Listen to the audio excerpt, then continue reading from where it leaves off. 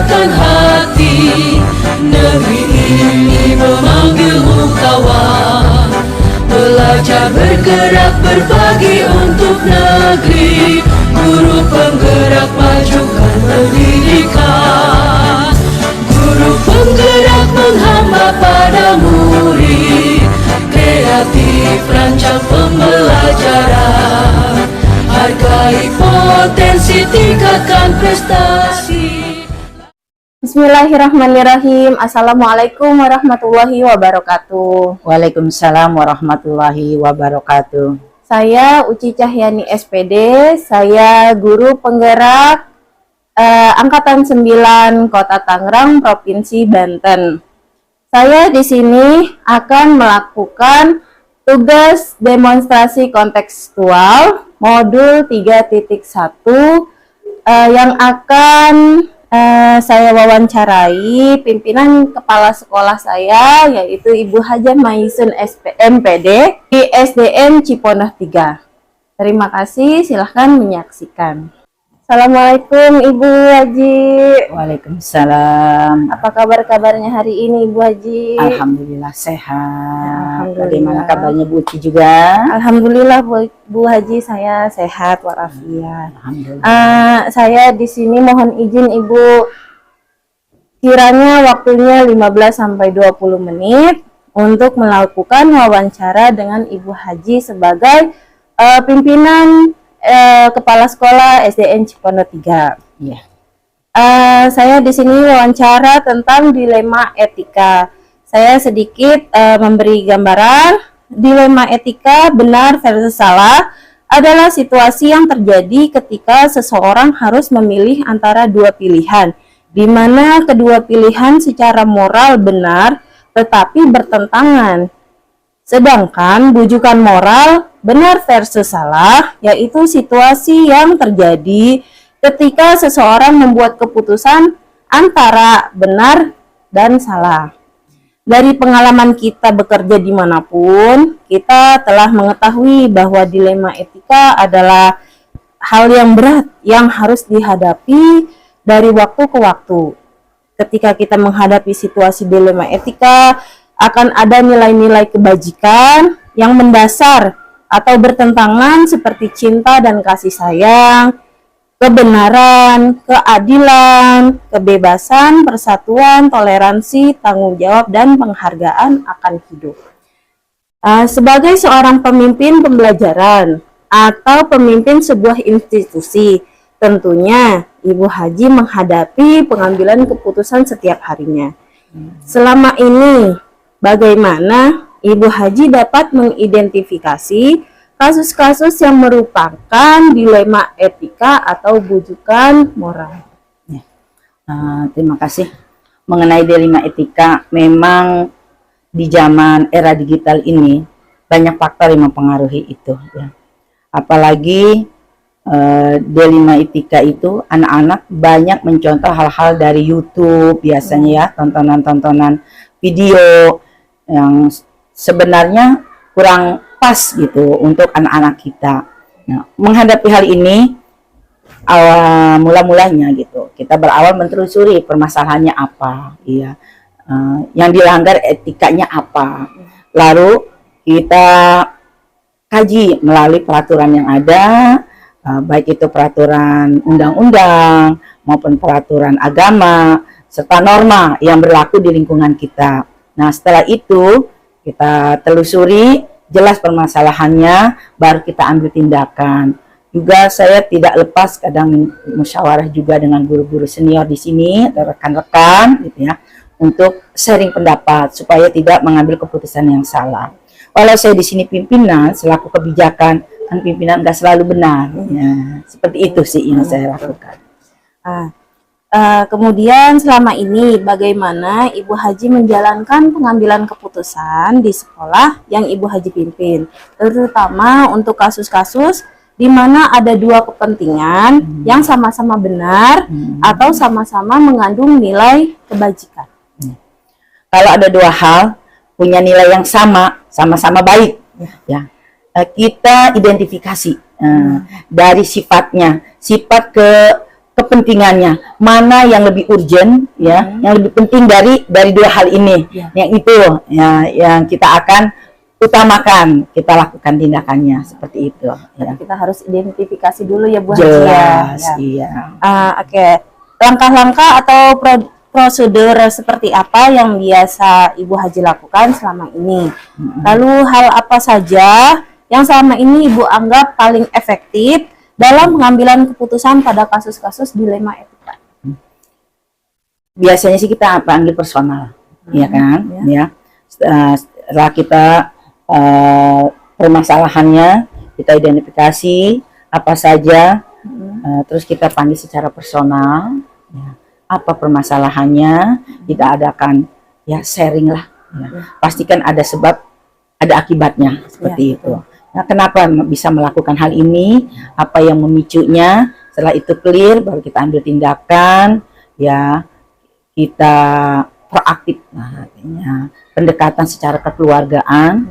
Nah, setelah itu ini nanti setiap akhir bulan saya ada pembinaan secara klasikal menyeluruh gitu, ada teman-teman. Ya. Berarti selama sebulan itu dalam satu hari itu ya Bu, Ibu berkolaborasi sama teman-teman untuk mengambil kebijakan gitu Bu. Iya, gini, misalnya kita ada timbul masalah etika nih ya kan, ya. Itu biasanya setiap akhir bulan kita adakan evaluasi melalui rapat pembinaan pegawai dan lain sebagainya. Nah, supaya penyimpangan etika ini atau pelanggaran etika yang sama tidak terjadi lagi. Kan informasi itu harus kita sampaikan kepada di lingkungan kita, khususnya SDN Cipondo 3 gitu. Tantangan tersendiri buat Ibu Haji dalam pengambilan keputusan pada kasus-kasus dilema etika, Ibu, apa yang Ibu rasakan tantangannya? Ya, tantangannya yang paling saya rasakan karena etika ini berkaitan biasanya dengan rasa, emosi seperti itu. Jadi kita harus hati-hati ya dalam kita berkomunikasinya, terus waktunya yang tepat, bil khusus untuk orang yang memang yang kita anggap melakukan pelanggaran itu, untuk kita berdialog. Kita benar-benar melihat situasi dan kondisinya, dia dalam keadaan nyaman, enak diajak ngobrolnya, untuk menyelesaikan masalah pelanggaran etika tersebut. Biasanya sih seperti itu saya lakukan. Apakah Ibu memiliki sebuah jadwal tertentu dalam sebuah penyelesaian kasus dilema etika? Apakah Ibu Haji langsung menyelesaikan di tempat atau memiliki sebuah jadwal untuk menyelesaikannya, bentuk atau prosedur seperti apa yang Ibu Haji jalankan? Tadi Ibu bilang kan evaluasi setiap bulan ya Bu. Ada tidak jadwal selain setiap bulan itu? Sebulan sekali. Kalau jadwal menangani permasalahan itu situasional, artinya ketika ada permasalahan cepat ditindak gitu, cepat diselesaikan, tidak berlarut-larut. Yang saya jadwalkan mengevaluasi itu ketika permasalahan itu sudah diselesaikan atau sedang berjalan, itu untuk menginformasikan pada rekan-rekan yang lain supaya permasalahan itu tidak muncul lagi dan bagaimana untuk tindakan pencegahannya, seperti itu ya. Adakah seseorang atau faktor-faktor yang selama ini mempermudah atau membantu Ibu Haji dalam mengambil keputusan dilema etika dalam dalam kasus-kasus dilema etika? Ya tentu ada ya, terutama biasanya saya dapat informasi pelanggaran kasus dilema etika itu kan dari guru kelas atau dari orang yang melihat langsung kegiatan anak tersebut.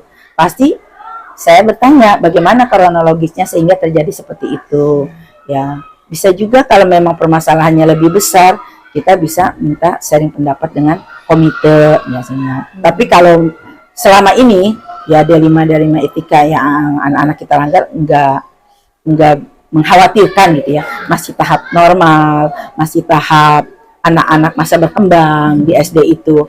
Jadi masih sewajarnya kita anggap. Adapun penyimpangan sedikit masih bisa kita bina, tidak mencuat artinya. Nanti kolaborasi sama wali kelas juga, terus guru-guru juga, sama komite ya Bu ya. Iya. Pertanyaan saya yang terakhir Ibu, dari semua hal yang telah Ibu sampaikan, pembelajaran apa yang dapat Ibu Haji petik atau simpulkan dari pengalaman Ibu mengambil keputusan dilema etika? Ya. Dari pengalaman saya selama ini mengambil keputusan dalam hal dilema etika, yang pertama kita pelajari dulu kasusnya yang ada itu. Jadi semua informasi boleh kita tampung, tapi jangan buru-buru tindak, jangan buru-buru menyimpulkan. Ya, setelah semuanya masuk informasi mengenai kasus tersebut, kita identifikasi permasalahannya. Ya, kalau istilah ini tabayun. Ya, mana sumber yang benar-benar bisa dipercaya dari kasus itu. Jadi tidak kita telan mentah-mentah. Setelah kita identifikasi, nah kita cari, oh bisa timbul A. Apa penyebabnya aja bisa timbul A? Itu kita cari ya permasalahannya. Nah, setelah itu tadi kita ada pendekatan secara personal, juga ada pendekatan secara klasikal istilahnya menyeluruh. Kemudian kita adakan pembinaan gitu ya. Kalau kasusnya terjadi pada anak, selain dengan gurunya, dengan anaknya, dengan orang tuanya juga kita sharing, kita panggil. Jadi biar clear masalahnya, supaya tidak ada timbul fitnah, tidak ada timbul salah sangka antara orang tua dengan guru, guru dengan orang tua, anak dengan guru, anak dengan kepala sekolah, atau orang tua guru dengan kepala sekolah. Jadi kita clear sama-sama, kita buka permasalahannya, kita cari solusinya bareng-bareng. Ya, memang harus berkolaborasinya harus benar-benar ya Bu, agar supaya tercerahkan, adil gitu ya Bu. Ya harus. Sekarang kan kita di sekolah juga kan diadakan program parenting kan. Artinya apa? Program sekolah itu harus sampai kepada orang tua. Orang tua dilibatkan supaya mereka tahu antara pendidikan yang kita ajarkan di sekolah dengan di rumah itu balance, timbul keseimbangan, sehingga nyambung gitu. Kita didik, oh anak disiplin seperti ini, oh orang tua berkesinambungan, di rumah juga harus mendisiplinkan anaknya seperti ini. Jadi klop lah itu. Luar biasa banget ya Ibu, keputusan dilema etika yang Ibu Haji sampaikan. Saya jadi menambah pengalaman saya sebagai calon guru penggerak untuk kedepannya. Alhamdulillah Bu Haji, sesi wawancara hari ini sudah selesai. Saya berterima kasih banyak atas waktunya. Mungkin dari penyampaian saya kurang jelas atau dari kata-kata saya yang kurang sopan, tidak berkenan di hati Ibu, mohon dimaafkan. Saya mohon pamit. Assalamualaikum warahmatullahi wabarakatuh. Waalaikumsalam warahmatullahi wabarakatuh. Sukses. Demikian wawancara saya bersama Kepala Sekolah SDN Cipondo 3, Ibu Hajah Maisun MPD. Saya Uci Cahyani, mohon pamit. Assalamualaikum warahmatullahi wabarakatuh. Lahirkan profil pelajar Pancasila, belajar, bergerak, berbagi untuk negeri kita Bismillahirrahmanirrahim. Assalamualaikum Ibu Haji. Waalaikumsalam Bu Uci. Ya, apa kabar Ibu? Alhamdulillah baik, sehat. Ya, mohon waktunya sebentar Ibu, sekitar 20 sampai 15 menit. Saya di sini ingin wawancara dengan Ibu tentang dilema etika. Siap. Ya, dilema etika adalah situasi yang terjadi ketika seseorang harus memilih antara dua pilihan, di mana kedua pilihan secara moral benar tetapi bertentangan. Sedangkan bujukan moral yaitu situasi yang terjadi ketika seseorang harus membuat keputusan antara benar dan salah. Dari pengalaman kita bekerja dimanapun, kita telah mengetahui bahwa dilema etika adalah hal berat yang harus dihadapi dari waktu ke waktu. Ketika kita menghadapi situasi dilema etika, akan ada nilai-nilai kebajikan, yang mendasar dan bertentangan seperti cinta dan kasih sayang, kebenaran, keadilan, kebebasan, persatuan, toleransi, tanggung jawab, dan penghargaan akan hidup. Sebagai seorang pemimpin pembelajaran atau pemimpin sebuah institusi, tentunya Ibu Haji menghadapi pengambilan keputusan setiap harinya. Pertanyaan saya selama ini, bagaimana Ibu Haji dapat mengidentifikasi kasus-kasus yang merupakan dilema etika atau bujukan moral? Baik, saya berusaha menjawab pertanyaan dari Bu Uci untuk mengidentifikasi kasus-kasus yang merupakan dilema etika atau bujukan moral. Saya akan mengamati dulu permasalahannya, menginventarisir permasalahan, saya amati sehingga untuk mengambil keputusan saya tidak salah. Mengamati dari sikap anak-anak, mengamati dari sikap guru-guru, terutama untuk guru-guru yang menghadapi etika yang kurang baik. Jadi saya mengambil informasi dari beberapa rekan sejawat mereka, sehingga untuk mengambil keputusan saya tidak akan salah. Itu saja barangkali.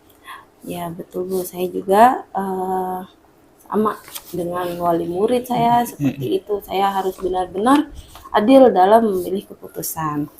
Nah, selanjutnya selama ini bagaimana Ibu Haji menjalankan pengambilan keputusan di sekolah yang Ibu Haji pimpin, terutama untuk kasus-kasus di mana ada dua kepentingan yang sama-sama benar atau sama-sama mengandung nilai kebajikan. Untuk mengambil keputusan ini kita lihat dulu peraturan yang ada, ya, yang tadi sudah saya jawab.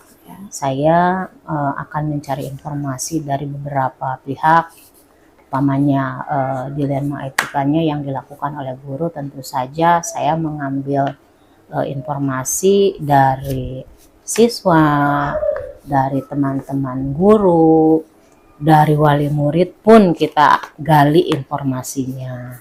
Dan saya akan mengajak teman-teman atau guru yang senior, apalagi ini sudah ada tim pengembang kurikulum, saya ajak untuk membahas menyangkut etika ini. Baik Ibu, luar biasa banget ya Bu ya. Terus langkah-langkah atau prosedur seperti apa sih yang biasanya Ibu Haji lakukan selama ini? Hal-hal apa saja yang selama ini Ibu anggap efektif dalam pengambilan keputusan pada kasus-kasus dilema etika? Insya Allah saya akan turun ke lapangan, melihat langsung perkembangan yang ada di dalam kelas. Secara keseluruhan akan saya observasi khusus untuk kelas atau guru yang memang mengalami dilema etika. Saya akan lebih fokus ke guru tersebut. Jadi saya tidak mendengar informasi sepihak, langsung saya observasi apakah betul guru ini melanggar etik atau anak-anak melanggar etik. Saya langsung ke lapangan. Saya wawancara juga kalau memang anak-anak yang melakukan pelanggaran etik, ya. Kalau guru bisa kita lihat, bisa kita pahami kondisi di kelas itu. Baik Ibu, berarti Ibu memang harus lihat Terjun terjun langsung, observasi langsung, karena kita nggak bisa nih dengerin dari satu pihak aja ya Bu betul. ya. Lalu hal-hal apa saja yang selama ini merupakan tantangan Ibu Haji dalam pengambilan keputusan pada kasus-kasus dilema etika? Saya harus langsung mengambil keputusan secara spontan, tidak menunggu ya. Kalau menunggu, besok aja kita panggil, besok aja kita wawancara anak.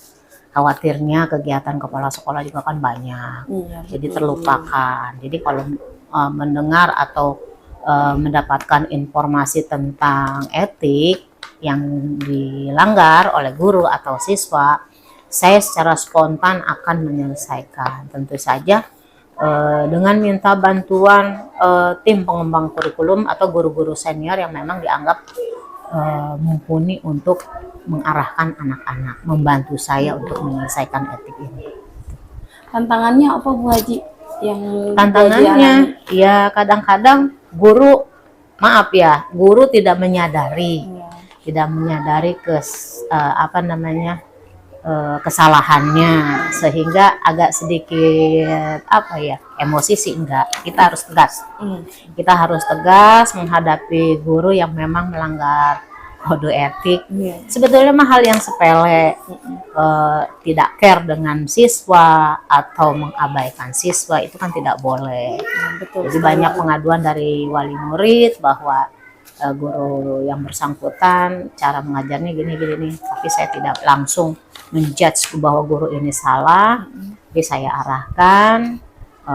Yaitu tadi kendalanya guru itu tidak menyadari, sehingga agak sedikit memakan waktu lah untuk menyadarkan guru atau siswa yang kadang-kadang serombongan melakukan sesuatu yang kurang bagus. Nah ini saya butuh waktu. Jadi butuh waktu untuk memberikan bimbingan kepada anak-anak.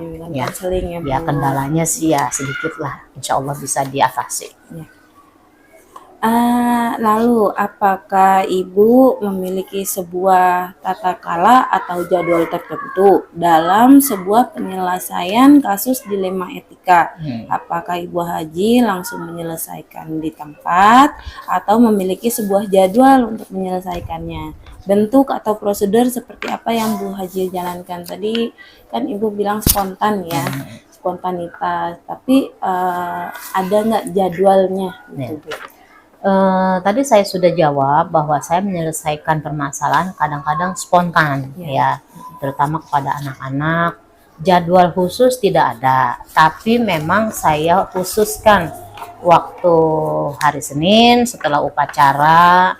Anak-anak yang biasanya rentan terhadap pelanggaran etik kan anak kelas tinggi, kelas 5, kelas 6. Saya memberikan waktu sekitar 5 menit sampai 10 menit untuk memberikan bimbingan, arahan, ya semacam konseling lah untuk mereka. Apalagi sekarang kan permasalahan cukup rumit ya, dengan adanya internet yang luar biasa, menjangkau sampai ke anak-anak balita gitu.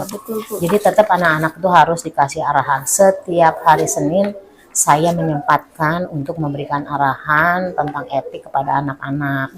Kalau guru-guru minimal 1 bulan sekali saya memberikan semacam bimbingan atau konseling di rapat dinas. Walaupun penyelesaiannya kadang-kadang spontan, supaya guru-guru ini paham secara keseluruhan bahwa ada permasalahan sedikit, guru yang lain tahu, jadi belajar dari pengalaman temannya, belajar dari kesalahan temannya. Jadi guru-guru yang lain yang masih muda-muda, yang masih junior, jadi belajar dari hal-hal seperti itu. Baik, luar biasa sekali ya Bu ya. Adakah seseorang atau faktor-faktor yang selama ini mempengaruhi atau membantu Ibu Haji dalam pengambilan keputusan dalam kasus dilema etika? Tadi sepertinya udah Ibu jawab ya, ada pengembang kurikulum, ada guru-guru juga yang membantu untuk siswa, ya Bu. Selain itu ada lagi Bu? Saya menekankan kepada teman-teman guru-guru yang memang senior, saya nggak boleh, istilahnya mohon maaf ya, bukan sombong, saya nggak boleh pintar sendiri. Harus ada regenerasi yang bisa menyelesaikan permasalahan. Kalau kepala sekolah sedang cuti, kalau kepala sekolah sedang ada di luar kota, guru senior bisa menyelesaikan kalau ada permasalahan. Di samping guru senior juga tim pengembang kurikulum yang memang emosinya udah stabil, jadi bisa dipercaya sama teman-temannya. Walaupun dilaksanakan secara spontan, saya selalu sharing dengan tim pengembang kurikulum dan guru-guru senior yang memang saya anggap memahami lah kondisi yang ada di sekolah. Ya, karena kolaborasi sama teman-teman juga Ya, sangat dibutuhkan iya, ya Bu betul. ya. Nah, pertanyaan saya terakhir nih Bu, dari semua hal yang telah disampaikan, pembelajaran apa yang dapat Ibu Haji petik atau simpulkan dari pengalaman Ibu mengambil keputusan dilema etika? Ya, itu tadi pengalaman yang harus kita pelajari. Pengalaman itu kan guru yang terbaik, bukan hanya untuk saya aja, untuk guru-guru juga harus menjadi pengalaman dan pembelajaran bahwa mengambil keputusan itu ada yang harus dimusyawarahkan dengan guru-guru, ada juga yang harus diambil keputusan sendiri kalau permasalahannya cukup serius, cukup pelik. Jadi kita mengutamakan musyawarah, ya, musyawarah dengan guru-guru yang senior, dengan tim pengembang kurikulum, biar bagaimanapun nama baik sekolah harus tetap dijaga. Gitu. Alhamdulillah nih Bu, berarti kesimpulan dari Ibu adalah pengalaman itu adalah guru yang terbaik. Nah, karena berakhirnya pertanyaan dari saya, Ibu, terima kasih atas waktunya. sama-sama. Ya, mungkin dalam penyampaian saya itu kurang berkenan di hati Ibu, atau pertanyaan saya yang kurang jelas, mohon dimaafkan. Ya, sama-sama. Ya, terima kasih banyak Iya, Ibu Haji sama-sama, atas Bu waktunya. Uci. Terima Saya kasih juga. mohon pamit ya Mangga, Bu. mangga, Terima silakan. kasih. Assalamualaikum warahmatullahi wabarakatuh. Waalaikumsalam warahmatullahi wabarakatuh. Demikian wawancara saya hari ini dengan Ibu Haji Nunung Nur Hayani, SPD dari Sekolah SDN Cipondoh Makmur. Kita bertemu lagi di lain waktu dalam keadaan sehat walafiat dan waktu dan keadaan yang lebih mengembirakan lagi. Terima kasih. Assalamualaikum warahmatullahi Saling kolaborasi, belajar, bergerak, berbagi untuk negeri, demi bakti pada Ibu Pertiwi.